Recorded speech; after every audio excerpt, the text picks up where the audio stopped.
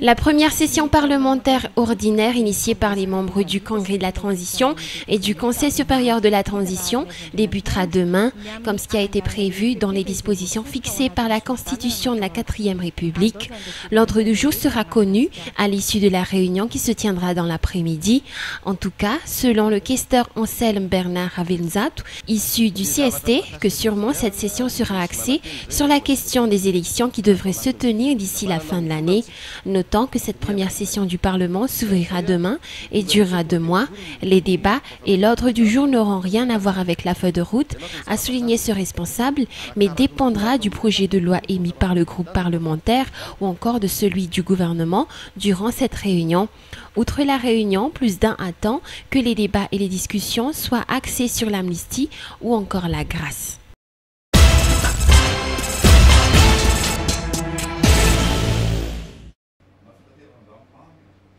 L'Air Madagascar est tout autant patrimoine national que patrimoine également pour les Comoriens qui ont toujours besoin du service de cette compagnie aérienne pour leurs déplacements. Les sanctions infligées à la compagnie ne sont donc pas méritées étant donné que Air Madagascar n'a jamais fait d'accident aérien. Aussi est-il que le ministre du Transport comorien, également président du conseil d'administration de l'ASECNA, irait parler du dossier Air Madagascar dans toute l'Afrique. Et moi, je suis le président du comité tutelle de l'ASECNA. Et il est de mon devoir de passer et saluer mon collègue du ministre du Transport. Il se trouve que je pars demain au Togo et au Bénin. Et je suis aussi, je profite de cette occasion pour venir faire un petit briefing à mon collègue. Donc vous savez qu'en ce moment aussi nous avons un problème qui est commun, c'est le problème de Air Madagascar. Donc c'est venir aussi rassurer la compagnie Airmad que nous serons derrière eux, parce que c'est notre compagnie. Nous ferons le lobby qu'il faut pour que Airmad puisse travailler normalement. Pour vous faire un peu la lumière, ce n'est pas la compagnie qui est mise en cause, hein. Ce sont 2 avions. Donc il y a quand même une confusion qui est faite là-dessus. Ce sont 2 avions qui sont mis en cause. Donc Madagascar, bien sûr, Airmad est une compagnie malgache, nationale malgache. Nous sommes venus aussi de donner un coup de main pour voir quelles sont les démarches à faire pour que, au niveau de l'IATA ou au niveau de l'aviation civile ou au niveau de l'Union européenne, que ces mesures ne soient pas prises de façon unilatérale. Donc l'Afrique est là aussi pour aider Air Madagascar, parce que Madagascar fait partie du continent. On ne peut pas laisser cette compagnie qui est la nôtre, qui est notre symbole, qui est, disons, un patrimoine Air Madagascar. Parce que depuis 1970, Madagascar est sur Boeing. Donc on n'a jamais constaté un accident vraiment à l'extérieur.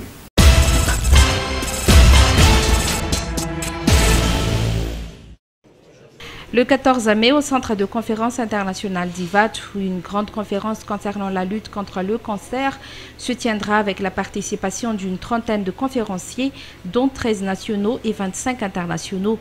Cette journée du 14 mai ne sera pas uniquement une rencontre médicale, car il s'agit d'un événement qui mettra en présence tant de sommités médicales, des hommes d'affaires et bien sûr pour agrémenter des interventions d'artistes. Cette conférence va constituer donc un véritable point de rencontre entre celles et ceux qui ont des idées et peuvent favoriser la mise en œuvre. Pour Madagascar, la Fondation Akbar Ali œuvre depuis maintenant près d'1 an pour lutter contre les cancers gynécologiques et mammaires à Madagascar.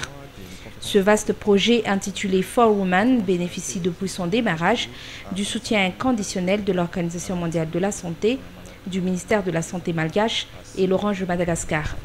La fondation elle-même veut apporter à la population malgache une médecine de qualité avec des technologies et des techniques modernes et performantes. Cette stratégie nécessite de mobiliser des fonds importants et de nouer des partenariats de haut niveau, raison pour laquelle la Fondation a décidé d'organiser une conférence des hommes d'affaires de haut niveau à Madagascar afin de venir des personnalités tant médicales que des hommes d'affaires influents au niveau mondial, dont la conférence TEDx.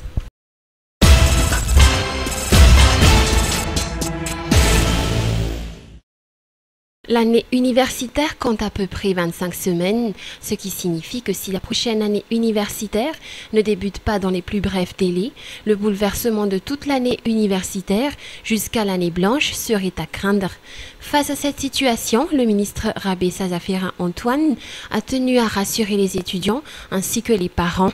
Selon lui, la date précise de la rentrée universitaire devrait être déterminée d'ici la fin de cette semaine, une date qui devrait être décidée d'un commun accord avec les enseignants-chercheurs regroupés au sein du CSS.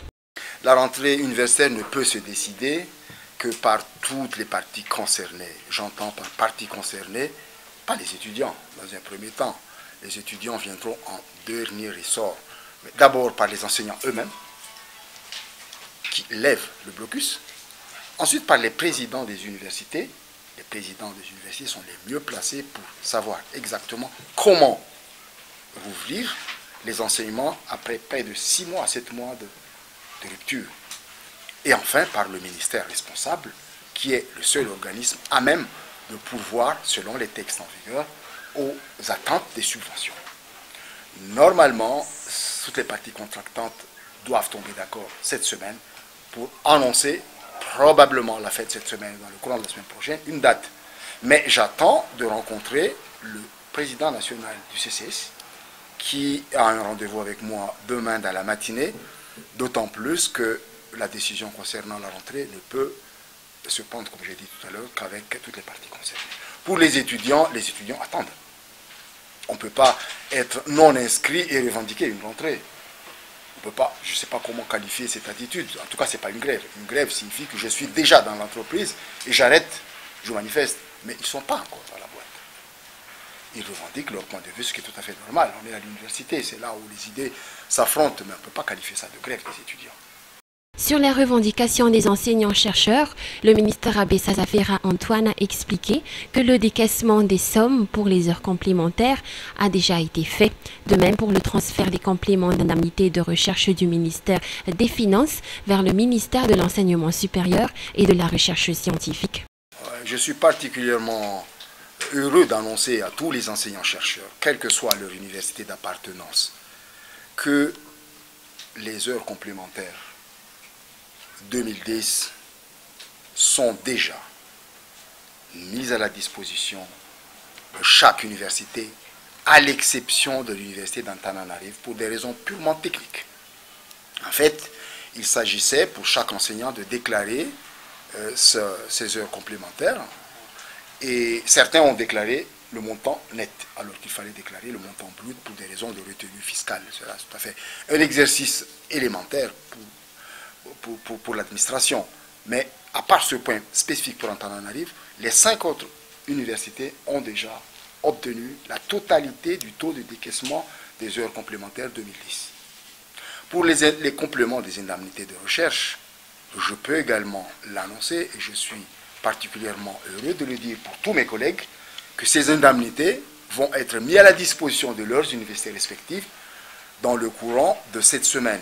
Normalement, j'aurais dû les annoncer, ces 2 indemnités, après le Conseil national du CCS qui devait se tenir, mais après ce qu'on vient de vivre ce week-end, je me pose la question de savoir dans quelle mesure ce plan initial tient encore, mais avec ou sans le Conseil national du CCS, cette somme, ces indemnités seront mises à la disposition également de chaque université, et on peut, de façon tout à fait rassurée, organiser une rentrée ou administrative, ou en tout cas administrative d'abord et peut-être après pédagogique, dès la fin de cette semaine ou dans le courant de la semaine prochaine. Rappelons qu'avec la grève des enseignants-chercheurs, au moins 9 revendications ont interrompu la dernière année universitaire, une année troublée qui ne devrait plus se reproduire, continue le ministre Rabé Sazafera Antoine.